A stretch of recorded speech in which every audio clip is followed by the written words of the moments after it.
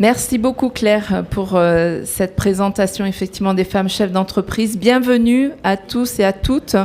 Nous sommes très heureux de vous accueillir ici pour ce fabuleux témoignage en présence donc d'Annie Courtade. L'objectif de cette rencontre, de cet entretien, c'est bien sûr de découvrir qui se cache derrière la personnalité d'Annie Courtade, de mettre en lumière son expérience de femme chef d'entreprise et de présidente d'associations sportives ou culturelles et de connaître son point de vue sur la place des femmes dans le monde des affaires, dans le monde de l'art et du sport. Alors Annie Courtade, bonjour. Bonjour. Votre vie est un véritable roman, comparable à un roman, et je ce défi de vous présenter en quelques mots. J'ai eu votre CV entre les mains, mais c'était impossible de le synthétiser. Alors voilà, en quelques mots, vous êtes donc d'origine italienne, précisément donc toscane. Vous étiez orpheline à 2 ans. Vous avez grandi à Saint-Raphaël, plus précisément au Dramont. Vous êtes une ancienne professeure de lettres. Veuve aussi à 27 ans, puis également à 40 ans, et mère de 2 enfants. Alors, vous avez effectué une brillante carrière professionnelle dans le groupe Édouard Leclerc. Vous étiez propriétaire de plusieurs magasins Leclerc, mais aussi présidente de l'ECASUD, la centrale d'achat de Leclerc, dans la région du Sud-Est jusqu'en 2019. Alors, vous étiez la seule et unique, on peut le préciser, femme dans ce cercle fermé et masculin des centres Édouard Leclerc. Vous faites partie des 16 présidents de région qui, par leur réussite économique et leur influence, pèsent sur les destinées du groupe. On peut rajouter vos différents mandats. Alors pour certains, bien sûr, on peut pas tout, c'est pas exhaustif. Vous étiez président du Racing Club de Cannes en volley féminin pendant 25 ans. Président de l'AS Cannes Foot, président de l'Orchestre régional de Cannes Provence-Côte d'Azur, administrateur de l'hôpital Lanval, de la CEMEC, Palais Festival de Cannes, de la Fondation Meg, et j'en passe. Voilà. Alors, on peut l'applaudir. Nous allons découvrir bien sûr votre parcours de chef d'entreprise et qui se cache derrière Annie Courtade. Alors, avant de parler de votre parcours professionnel très riche, on l'a vu, je commencerai par une question très simple. Depuis 85 printemps, qu'est-ce qui fait courir Annie Courtade ? Qu'est-ce qui vous a animé au fond toutes ces années ? Bon, je cours un peu moins vite aujourd'hui, physiquement je parle, parce que dans l'emploi du temps... j'ai un marathon, c'est simple, tous les matins je me lève en me disant que je suis une guerrière et que j'ai un combat à mener et que j'ai une bataille à gagner. Qu'est-ce qui me fait courir ? C'est l'envie de faire, comme disait Bernard Brochant, faire F-A-I-R-E en majuscule. La passion d'entreprendre, de réaliser, d'avoir des objectifs, de fédérer des équipes autour de moi pour un objectif commun. En fait... c'est la passion, la motivation, l'envie d'avoir envie, comme le chantait Johnny Hallyday, tout simplement. Et on peut se le réapproprier toutes et tous. Tout à fait. Alors, on le voit, vous avez une forte capacité d'investissement et de motivation. D'où cela vous vient-il ? C'est un vrai cheminement, c'est votre histoire ? Vous savez, ce n'est pas la peine de faire appel à Monsieur Freud. Moi, je pense que je n'ai pas besoin de me coucher sur un divan. Je crois que c'est Saint-Exupéry qui disait qu'on ne se remet jamais de son enfance. En fait, ce sont les handicaps qui m'ont forgé le caractère fort, je pense que j'ai. On dit que le cœur se bronze ou se brise à travers les épreuves, mais j'étais orpheline à 2 ans de mère, ensuite de père. J'ai été élevée au Dramont à 2 ans, puisque j'étais recueillie par mes grands-parents, qui étaient mineurs, à la fois mon grand-père paternel et maternel. On vivait dans des corons au soleil, vous ne les avez certainement pas connus. On vivait dans des maisons sans eau, sans électricité, sans chauffage. Et je vous fais quand même la grâce de ne pas être impertinente et de croire que c'était en 1914. Voilà. Donc, puisque les maisons, je crois, ont été rasées en 1960. Mais nous étions heureux parce que personne n'avait rien. Aujourd'hui, les gens sont frustrés et malheureux parce que le superflu est devenu nécessaire. Nous, on luttait simplement pour avoir l'assiette remplie à midi et le soir.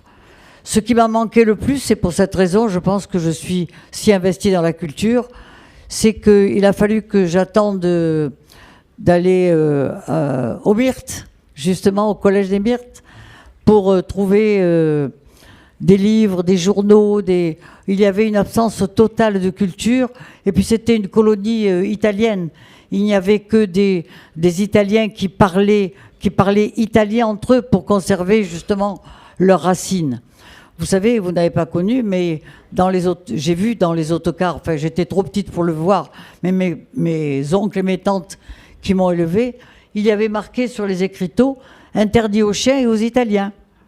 Aujourd'hui, il y a d'ailleurs un dessin animé qui est paru à ce sujet, « Interdit aux chiens et aux Italiens ». Voilà. Donc, on a vécu dans la misère.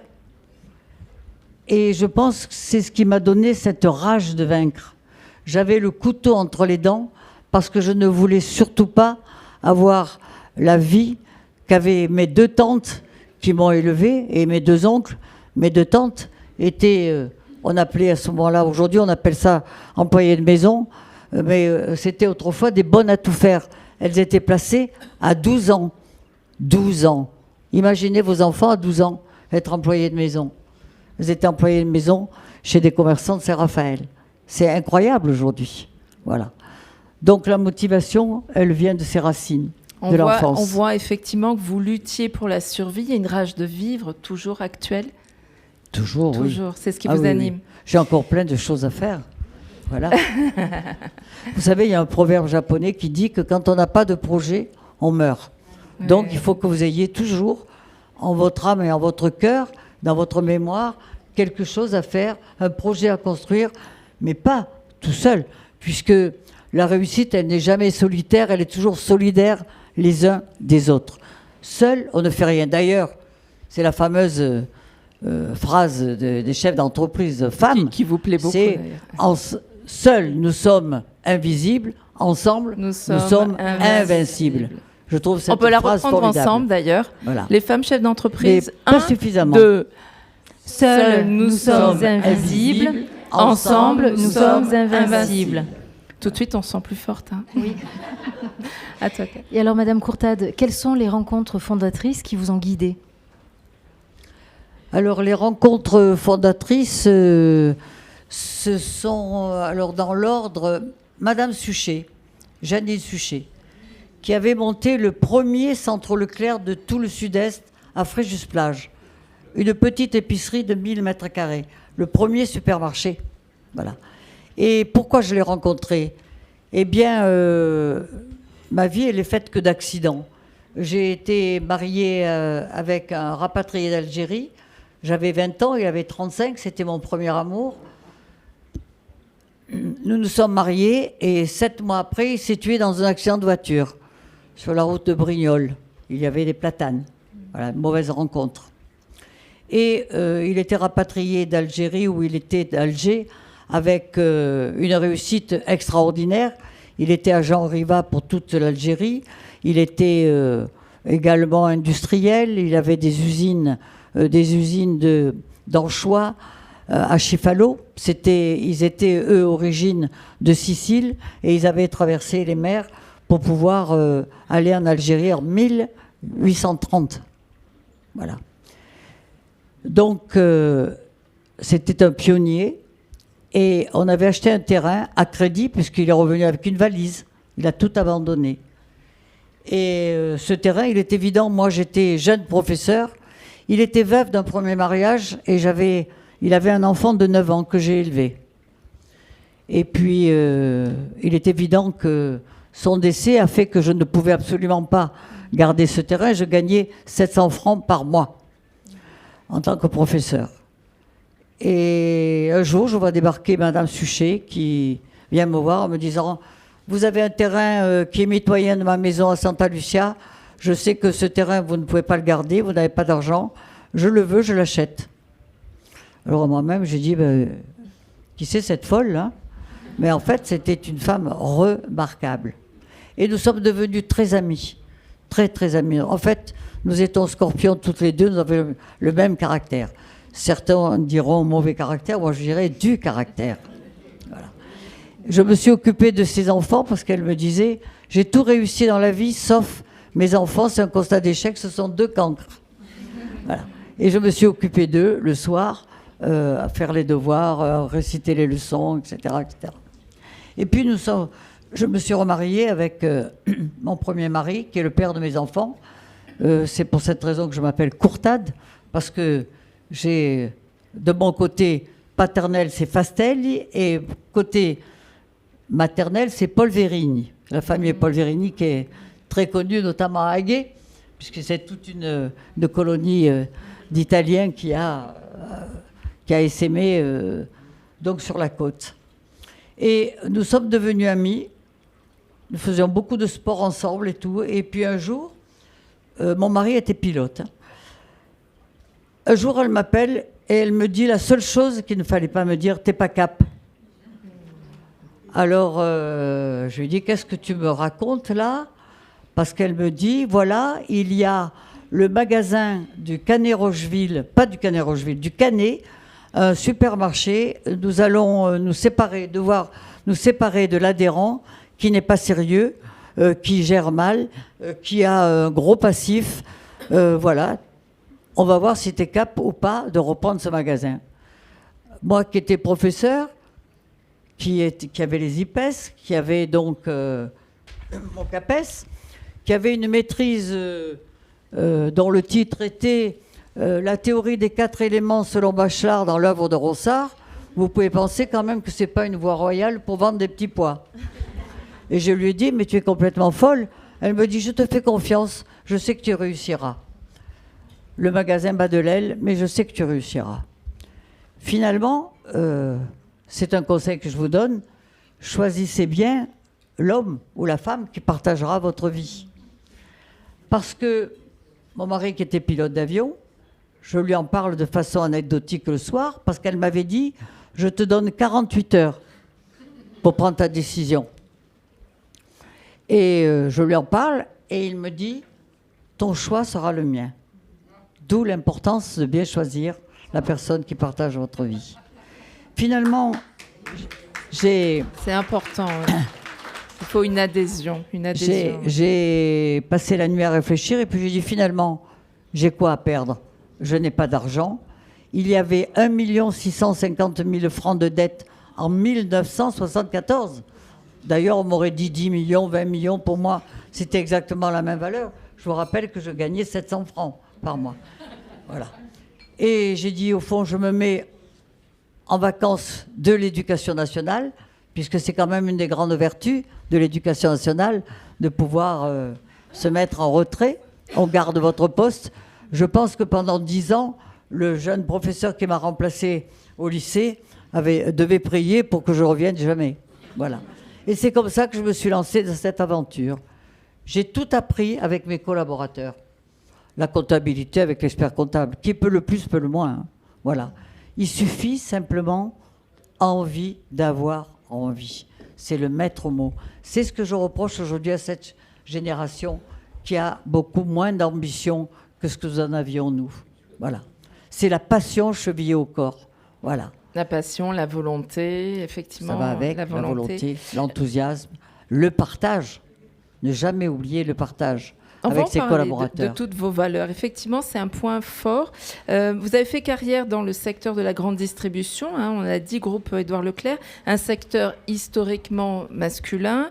Quels ont été les plus grands défis que vous avez rencontrés en tant que femme, chef d'entreprise, et comment vous les avez bien sûr surmontés? D'abord, je n'ai travaillé qu'avec des hommes. Et je signale que ce sont eux qui m'ont élue présidente de la région. C'est quand même pas une épicerie. J'ai dirigé pendant 30 ans la Lucas Sud. C'est 1,5 milliard d'euros de chiffre d'affaires. Donc c'est quand même un grand défi. Combien y a-t-il de femmes dans le groupe Leclerc parmi les adhérents? Moi, j'ai toujours été toute seule.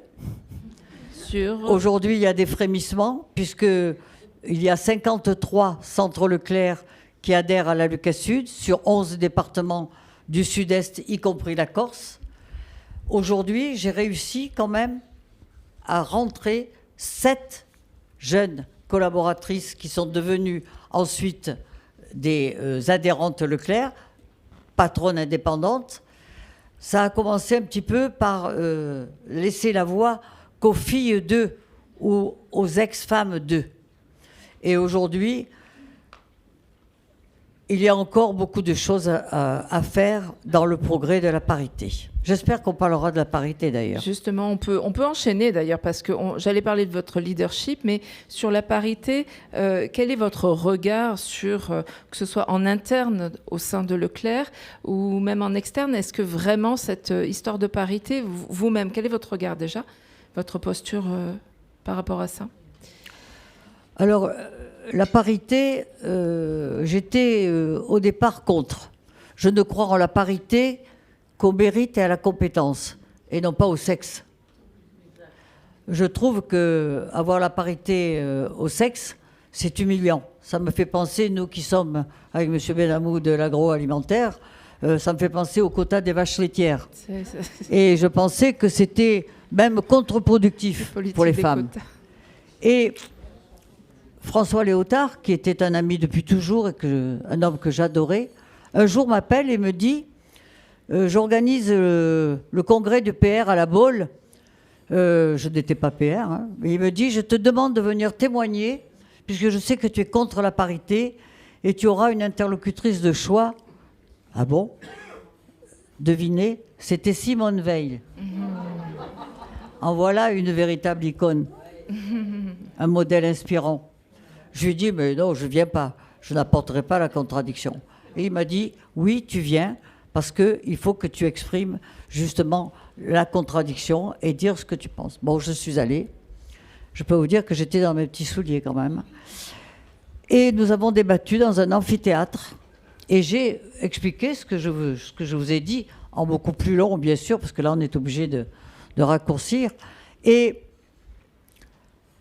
j'ai défendu bec et ongle ma position, et elle a défendu les quotas et la parité et les quotas, etc. Et après, nous nous sommes retrouvés et elle m'a dit, vous savez, je pense comme vous.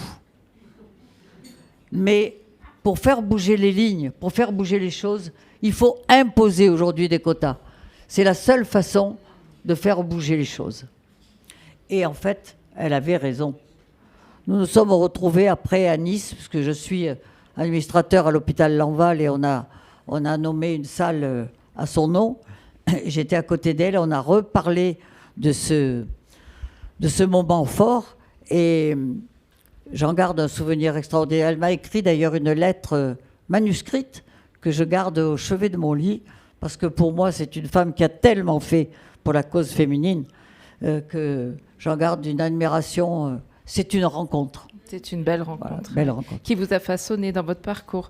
Tout à fait. Et selon vous, justement les changements, quels sont les changements majeurs qui devraient être adoptés pour que la place des femmes dans les grandes entreprises soit pleinement reconnue et valorisée? Voilà, que faire pour une promotion des femmes dans les sphères dirigeantes? Aujourd'hui, on impose dans les conseils d'administration la parité. Alors donc, elle se fera naturellement. Naturellement, est-ce que de la part des femmes, il n'y a pas effectivement ce plafond de verre il y a de l'auto, dirais... Écoutez, moi, ne me parlez pas du plafond de verre. Moi, je ne le connais pas, le plafond de verre. Est-ce que certaines osent, ont l'audace? Les portes, il ne faut jamais les pousser. Il faut les enfoncer. Voilà. La vie, elle est une succession de portillons. Si vous attendez chaque fois qu'on vous laisse la place, on vous la pique. Je dis toujours que la pire ennemie des femmes, c'est la femme elle-même. La femme a toujours le syndrome de l'imposteur. Mais en fait, quand vous donnez un poste à un homme ou une femme, l'homme ne se posera jamais la question « est-ce que je serai capable d'eux ?» Il prend le poste et il fait ou il ne fait pas, ou il fait plus ou moins bien. Mais il fait. La femme, elle doute toujours. Est-ce que je serai capable d'eux ? Parce qu'elle a toujours dans sa tête l'envie de réussir à parité la vie professionnelle, familiale et personnelle. Mais c'est un leurre. C'est un leurre. il faut choisir la voie que vous souhaitez vous tracer pour vous réaliser et ensuite faire son chemin et ne pas avoir de bleu à l'âme. C'est stérile, ça ne sert à rien. Et ça, ce cap-là que vous avez, vous devez le tenir par votre propre volonté, par votre propre envie de faire. Le choix, c'est votre liberté. Mais ça a le rebond. Le choix, c'est renoncer. Voilà. Alors, Bravo.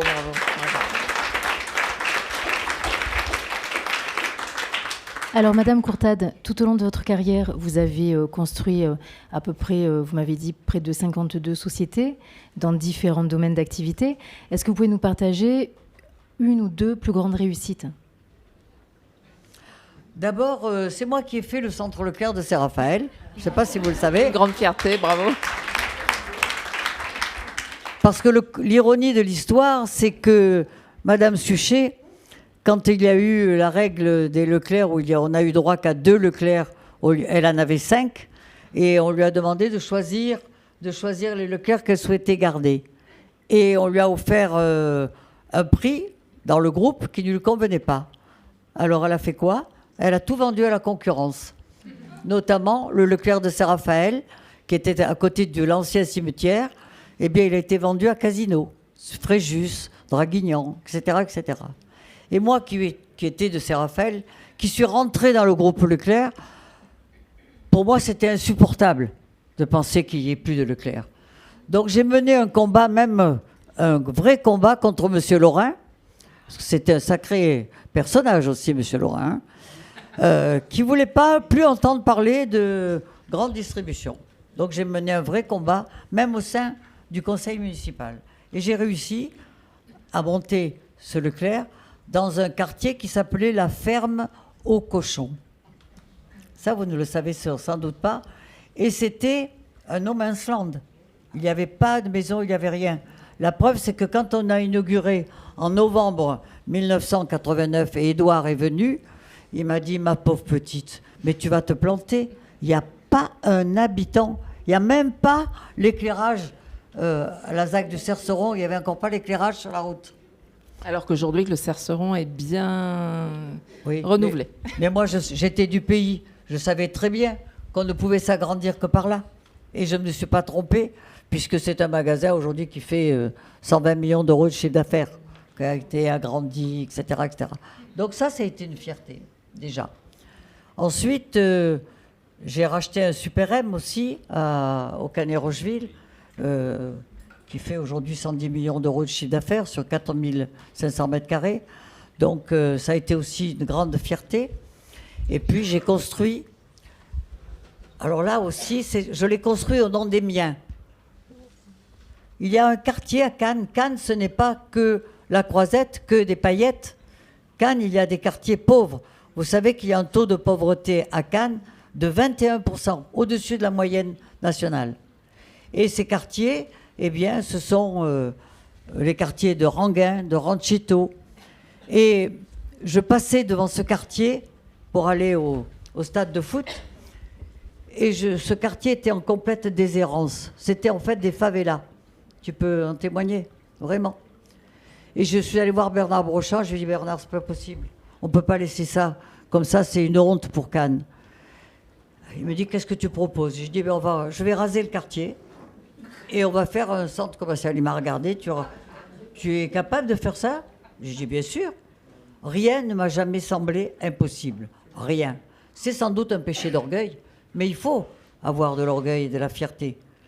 Et puis, au fond, on a discuté, et je lui ai dit, attends, je voudrais faire un centre qui se différencie des autres. On va faire un vrai centre médical, où il y aurait pharmacie, laboratoire, dentiste, club bel âge, pharmacie, qu'est-ce qu'il y en a encore, laboratoire, je l'ai dit, enfin un vrai kiné, il y a tout. Et puis, comme le point noir à Saint-Raphaël aussi, c'est le logement des actifs, dans un secteur que je connais bien puisque je suis aussi dans la restauration. Je lui ai dit, écoute, je te propose, on va construire des logements en habitat social au-dessus pour loger des actifs qui ont envie d'avoir des loyers modérés, mais de les respecter. Et on a fait au-dessus de ce centre commercial 54 logements. Et j'ai reproduit ensuite ce même schéma, mais en plus grand, à Mougins, où au-dessus du drive que j'ai monté là-bas, nous avons fait, avec Richard Gallier, le maire de Mougins, nous avons fait 127 logements pour seniors, mais aussi pour actifs. Voilà. Donc là, ce sont des fiertés. Voilà. Ma fierté... Ça va au-delà, effectivement, de la grande distribution. Vous pensez tout à fait. Global, c'est-à-dire infrastructure, logistique et donc habitat, puisque pour garder les familles, il y a besoin de logements. Tout à fait. Aujourd'hui, quand on recrute, vous savez que c'est le logement pour actifs qui, justement, est l'épine dans le pied, parce qu'aujourd'hui, dans la restauration ou dans les campings, il faut loger aussi les employés, parce que les loyers sont tellement chers que vous ne pouvez pas... Ils ne viennent pas d'ailleurs. Ils ne viennent pas de Bretagne, de l'Est et tout, etc. Donc on est bien obligé. Moi, j'ai acheté des immeubles frappés de péril à Grasse, à Valoris et tout, pour justement les réhabiliter et loger mes collaborateurs. Là aussi, ça peut être une de mes fiertés. Je rebondis là-dessus, Annie Courtade, c'est qu'au-delà, effectivement, de votre leadership, où vous avez effectivement parlé de volonté et d'audace et d'art de convaincre, hein, qu'il faut se battre tout le temps, vos équipes sont très importantes. Vous pensez toujours collectif. Le collectif et l'humain sont des valeurs extrêmement importantes dans votre parcours et au quotidien. Sans l'humain, vous n'êtes rien. C'est aujourd'hui le management, c'est l'humain. C'est être à l'écoute. Personne ne détient la vérité. Alors, il faut alimenter sa réflexion. Et qu'est-ce que c'est qui fait le limon de votre réflexion? C'est l'échange. C'est communiquer. Il n'y a pas qu'une vérité, il y a des vérités. Donc, c'est à partir de ces échanges avec mes collaborateurs, avec mes collègues et tout, que ensuite, il est évident qu'en tant que chef d'entreprise, vous êtes tout seul pour prendre votre décision, la décision finale. Mais avant cette réflexion, il faut la maturer, il faut la mûrir, il faut... Voilà, la confronter, effectivement, et la confronter, avec ses équipes. Oui, c'est l'échange. Voilà. Et le partage.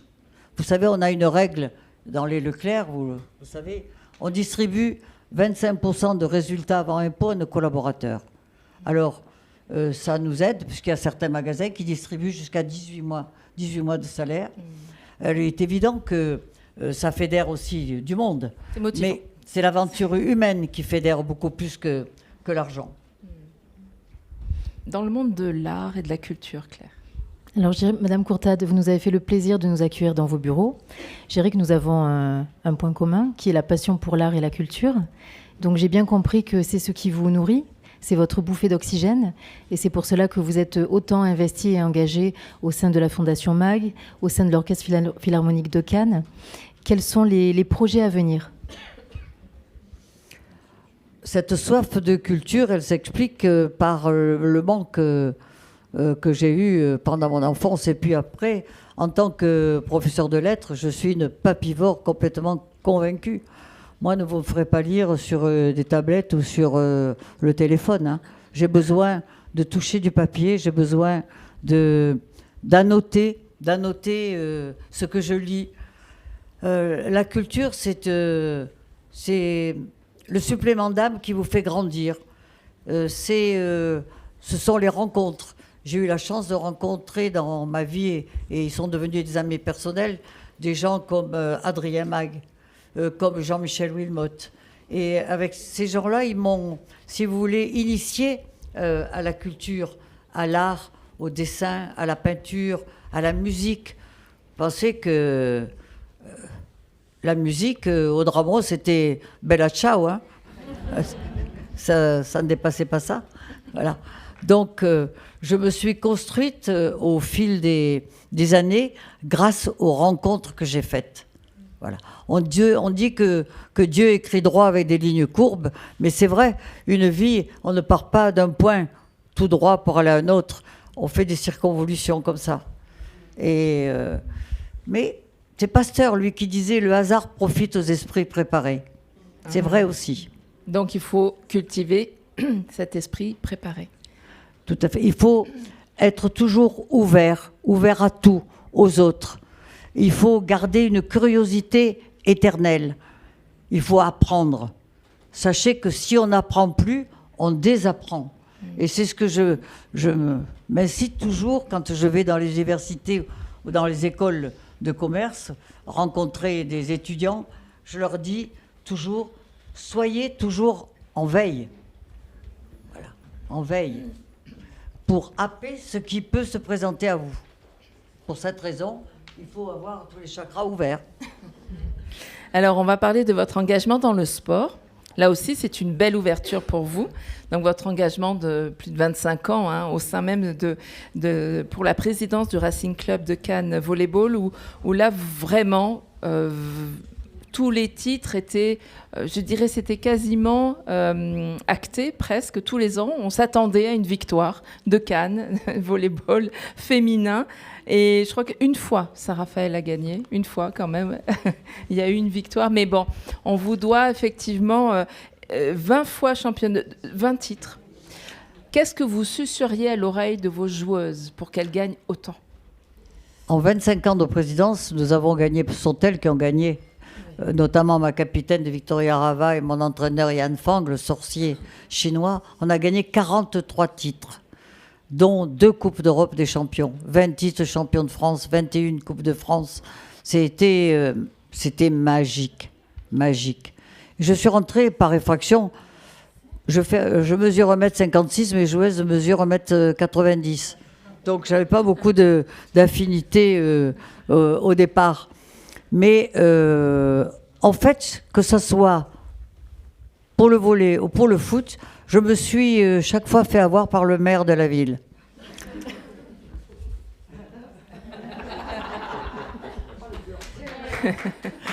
Parce que un jour, c'était Michel Mouillot, m'appelle et me dit Annie, il faut que tu prennes le Racing Club de Cannes.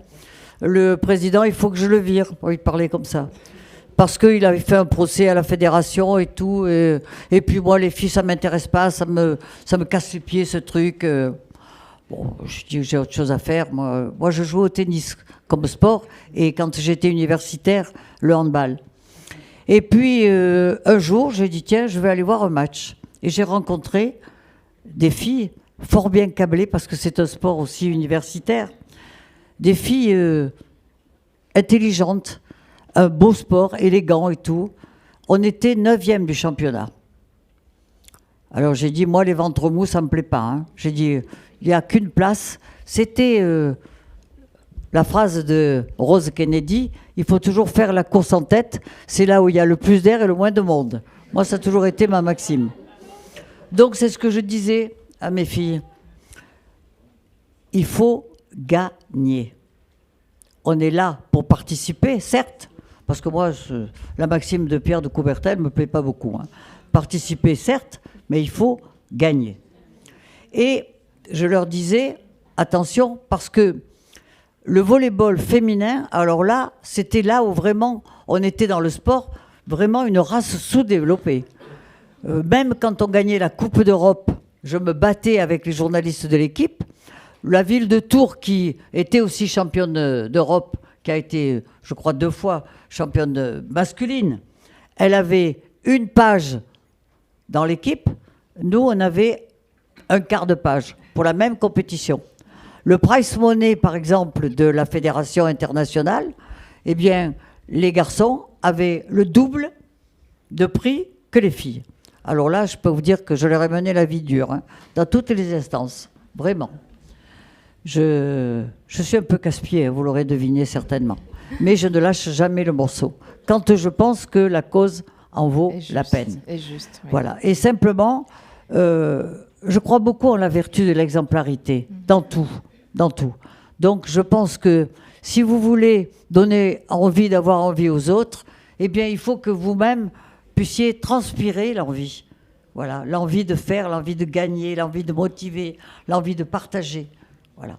Vous avez répondu à toutes nos dernières questions qui étaient justement les qualités essentielles des conseils à donner aux chefs d'entreprise, aux femmes chefs d'entreprise que vous avez. Je crois que, bon, c'est un raccourci, mais les conseils, c'est à travers mon propre témoignage que je pourrais... C'est un peu présomptueux de donner des conseils. Moi, simplement, je dirais qu'il ne faut jamais baisser les bras. Toujours, pour moi, la vertu cardinale principale d'une vie, c'est le courage. Je vous invite à relire le texte de Solzhenitsyn sur le courage, qui est admirable. Vous regardez sur Internet, vous allez le trouver. Le courage de faire tout simplement. Le courage de transmettre. Les chefs d'entreprise sont des passeurs de lumière. Vous avez un devoir de transmission. Voyez, vous me parlez tout à l'heure de fierté. J'ai le record au niveau du groupe, au niveau national. Nous sommes 700 patrons indépendants. J'ai 63 filleuls Leclerc que j'ai parrainés, cautionnés auprès des banques, que j'ai accompagnés. J'ai le record. Et ça, si vous voulez, la transmission, le jour où, au crépuscule de ma vie où je fermerai les yeux, je me dirai, je suis fier d'avoir embauché tant de jeunes, tant de monde, puisque j'ai eu moi-même, à travers la centrale et mes magasins, 900 collaborateurs. Mais là où je pense être la plus fière, c'est d'avoir transmis cette passion de faire. Et ça, c'est votre rôle majeur. Ne l'oubliez jamais. Partager, transmettre, donner. Ce sont pour moi le courage, oser l'impossible. Les rêves les plus fous peuvent se réaliser à condition de le vouloir. Et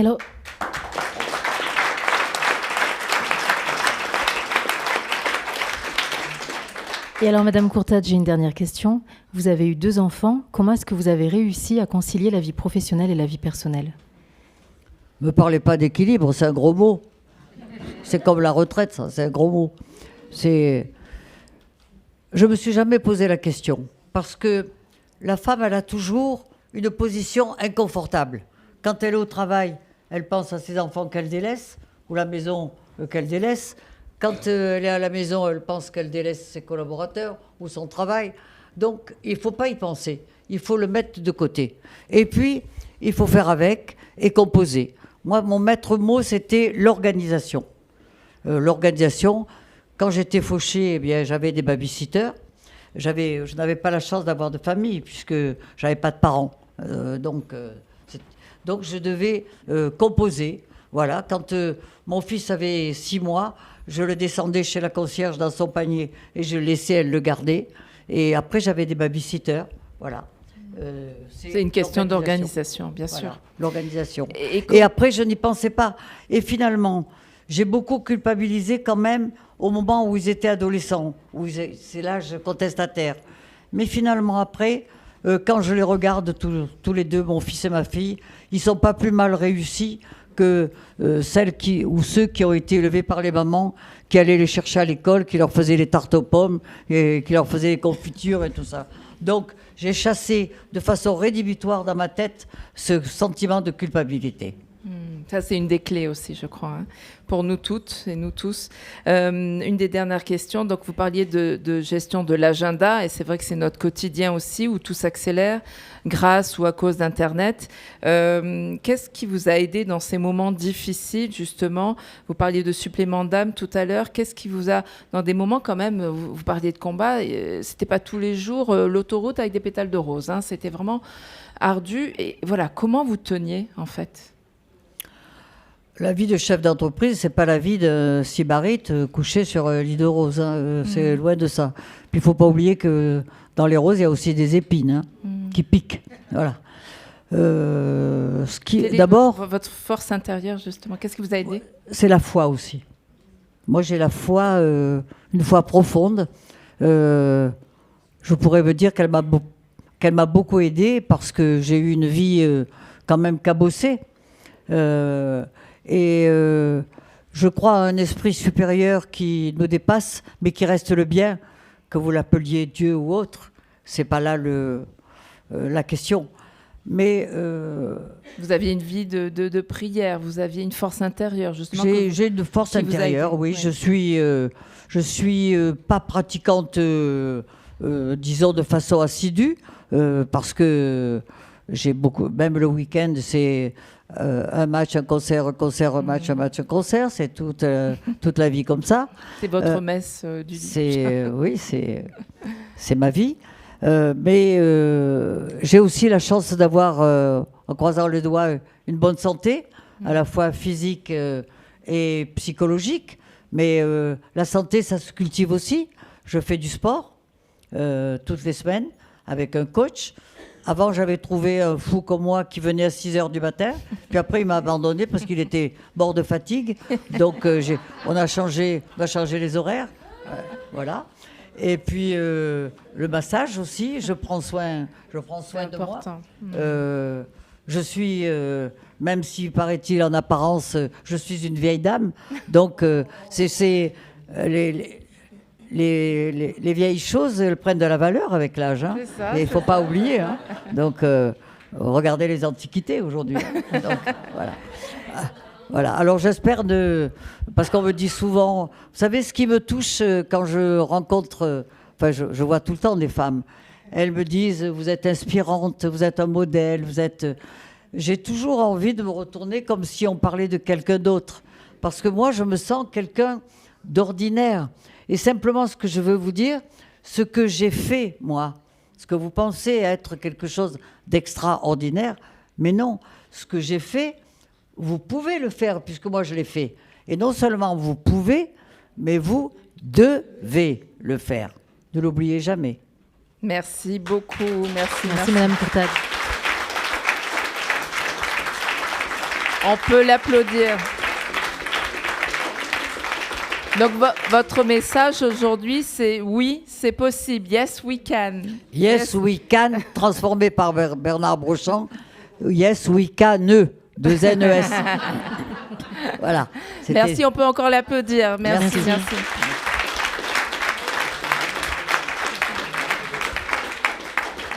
Est-ce que vous auriez quelques questions pour Madame Courtade? On fait passer un micro. Quelle est la leçon ou quelles sont les leçons dans votre parcours qui vous ont appris quelque chose et qui vous ont fait changer éventuellement votre manière de diriger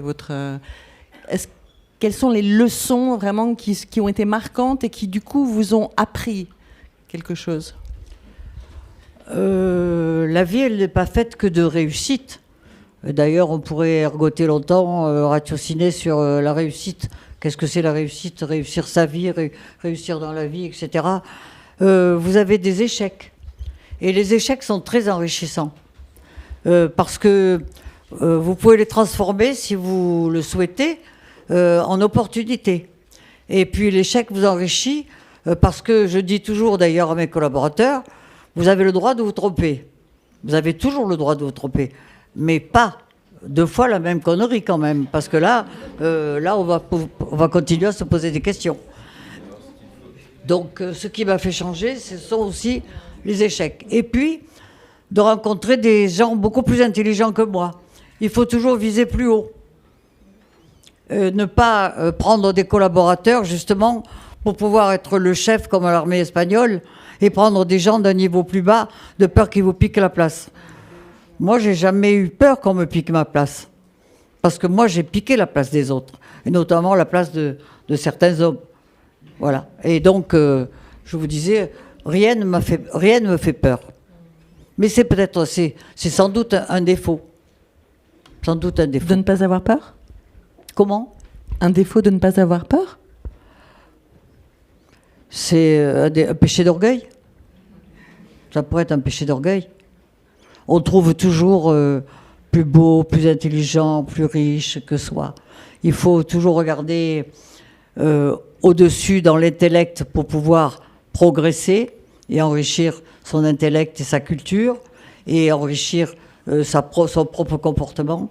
Mais il faut aussi regarder au-dessous et il faut tendre la main aux autres, notamment aux autres qui ont beaucoup moins que ce que vous avez vous.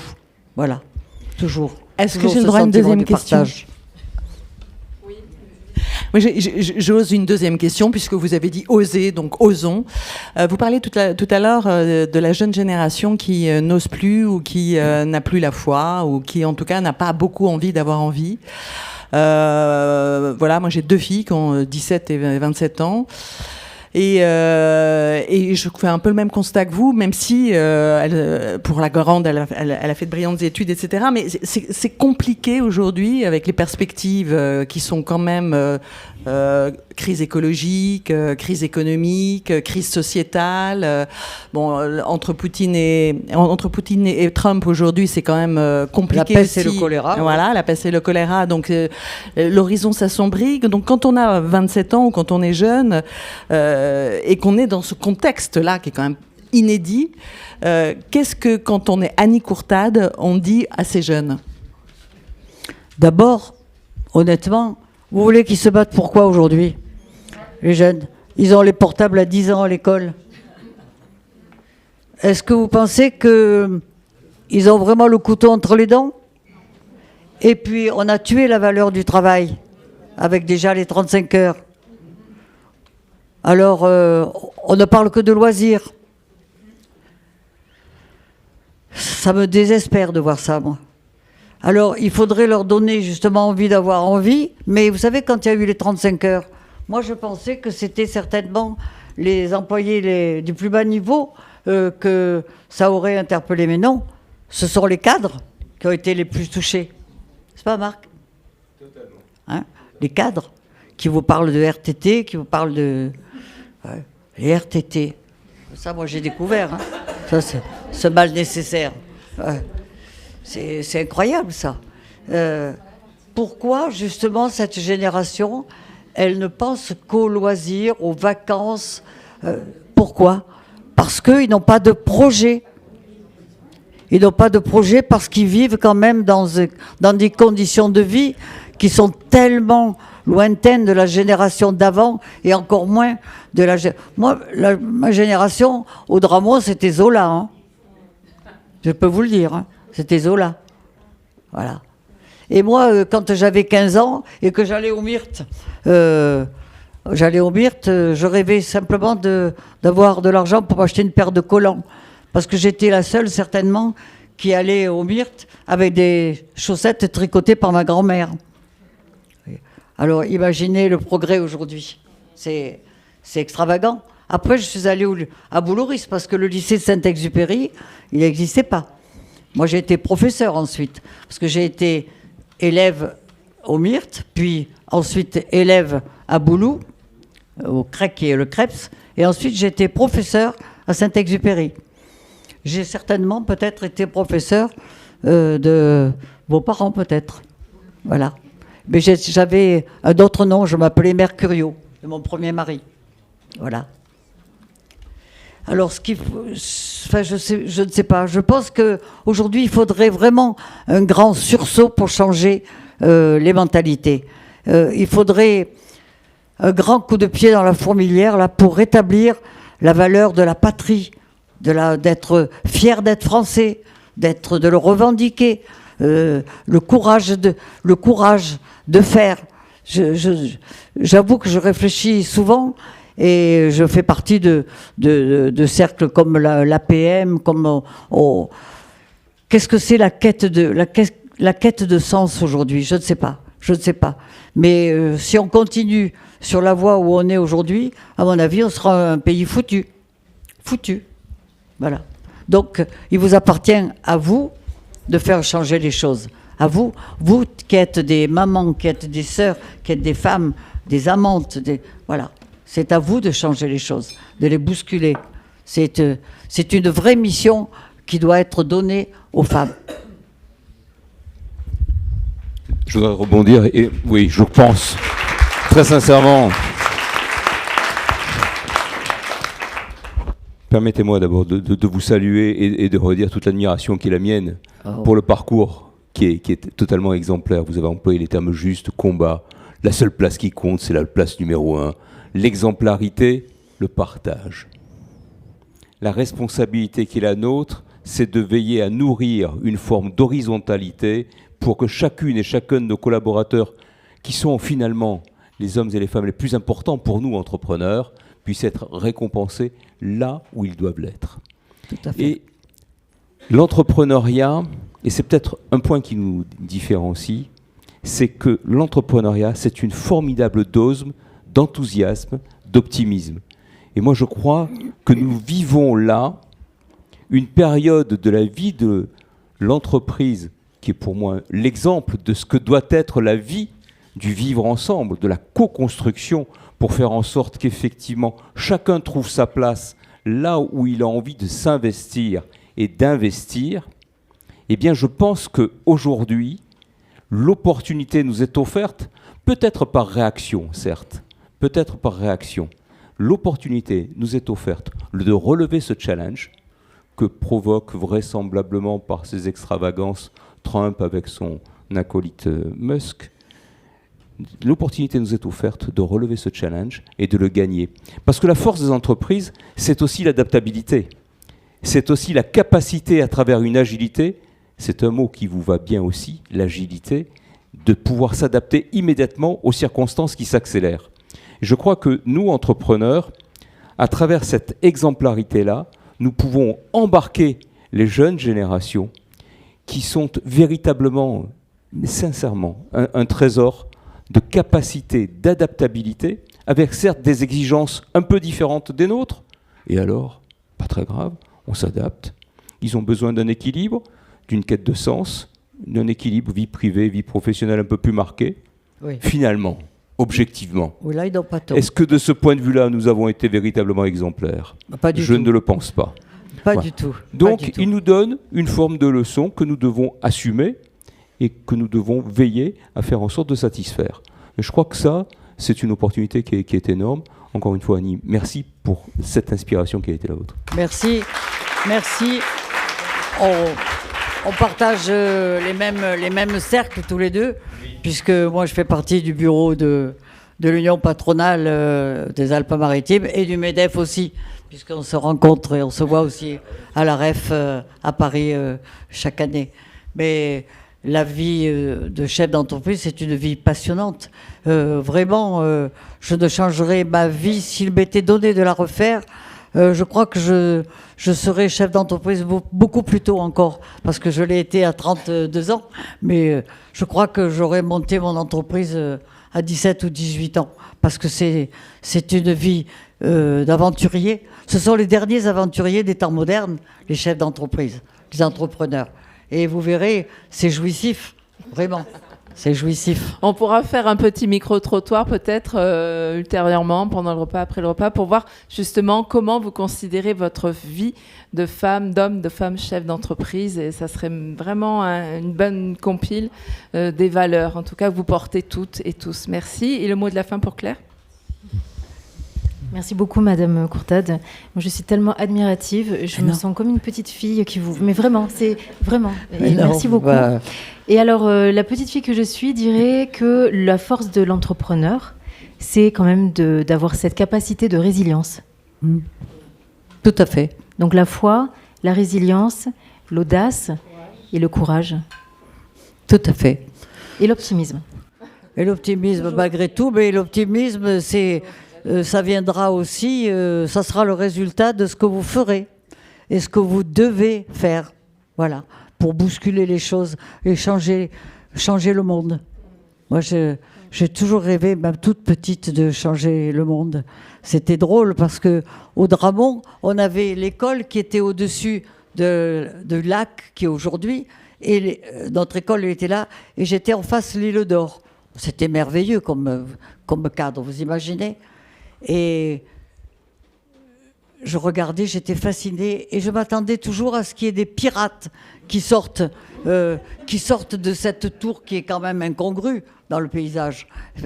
Et je me disais, il va y avoir des pirates qui vont venir et qui vont changer le Dramont, qui vont donner qu'on ait à manger, qu'on ait du chocolat, parce que on avait quand même des passions premières. Moi, j'ai connu le chocolat quand les Américains ont débarqué. Quand même, parce que j'avais 4 ans en 1944, quand ils ont débarqué. Les souvenirs que je conserve, c'est de voir les chars sortir de l'eau du Dramont, au Poussailles, la place où il y a les plages où il y a le Galet. Et c'est là où j'ai mangé la première fois de ma vie un carré de chocolat et un chewing-gum. Vous imaginez les souvenirs de guerre que j'ai? Mais j'ai aussi le souvenir des bombes. On partait parce qu'on n'avait droit qu'à 2 places dans les ferrières, dans les collines où il y avait des abris. Et mes grands-parents restaient à la maison, se sacrifier parce que c'était eux qui auraient été bombardés, qui mouraient. Et avec mon oncle Maurice, qui m'en mettait sur ses épaules, on courait. Et j'entendais les bombes qui éclataient à gauche, à droite. On arrivait à le temps se jeter dans le... Je suis terrifiée à l'idée que nos enfants, que nos petits-enfants puissent connaître une fois encore la guerre. C'est atroce la guerre. C'est horrible la guerre. Jamais il faut qu'elle revienne. Jamais. Voilà.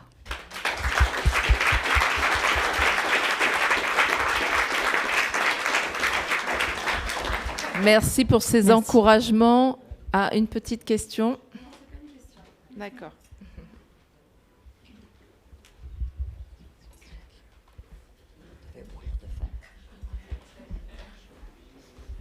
Merci beaucoup, même si ce n'est pas très protocolaire de prendre la parole après vous, monsieur le maire. Mais en fait, Annie, j'aimerais juste reprendre une expression de David Lisnard qui dit que l'union ne fait pas la force et que c'est la force qui fait l'union.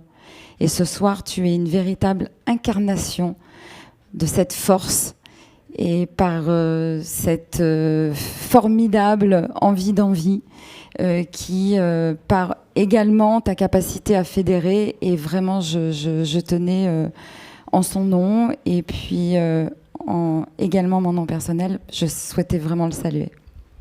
Bravo.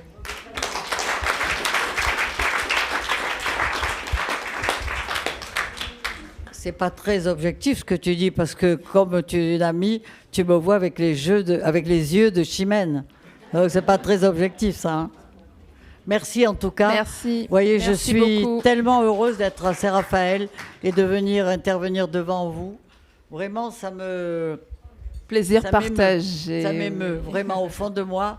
Et j'espère que en haut, dans le ciel, mes parents, mes grands-parents voient que, bon, j'ai fait des choses.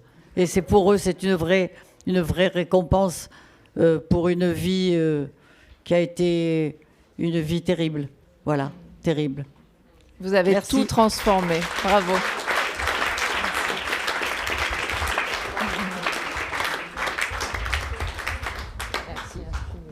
Merci à vous. Alors, vous regardez un petit peu, quand je vous parlais de Zola, vous avez mon grand-père,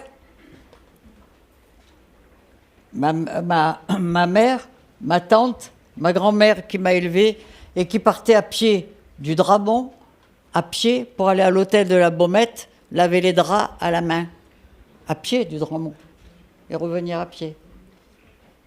Vous imaginez la vie? Quelle époque? L'époque?